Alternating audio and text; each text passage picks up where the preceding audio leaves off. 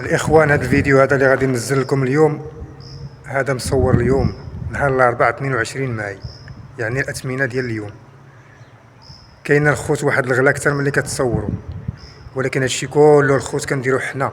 تصور هاد الغلا كامل، واللي عنده الفلوس كيجي كيشري وكيشري بواحد اللهفه وواحد الرهبه، بحال اللي كان الغلا ما غتنقارض.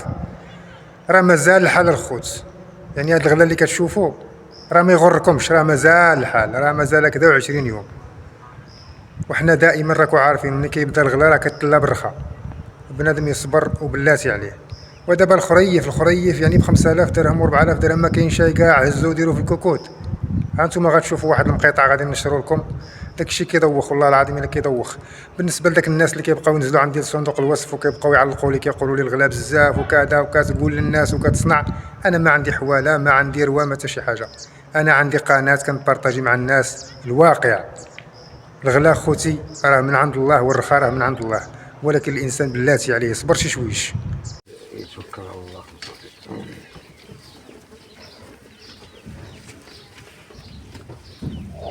خد شويه شيدا.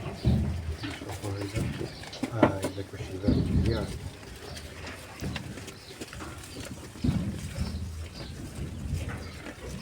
الله يسخر. ايوا انت الله سير كلشي ديال راسك صافي.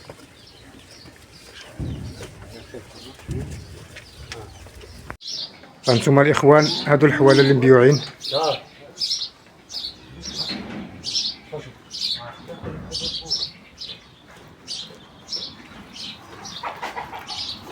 وما هادو الاخوان الاثمنه ديالهم كتراوح غير ما بين 4500 درهم ل 5000 درهم.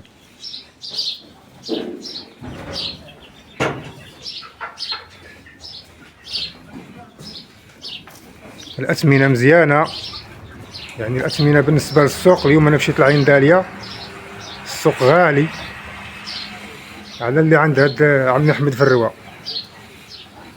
هادو 4000 درهم، 4500، 5000 درهم. هذه هي الاثمنه باش تباعوا.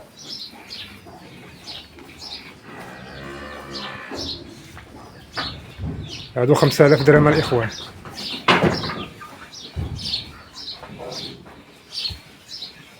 الثمن دابا راه عام، فين ما مشيتو كاين الثمن. اليوم في السوق د عين داليا بحال هذا كان كيدير 5500 درهم.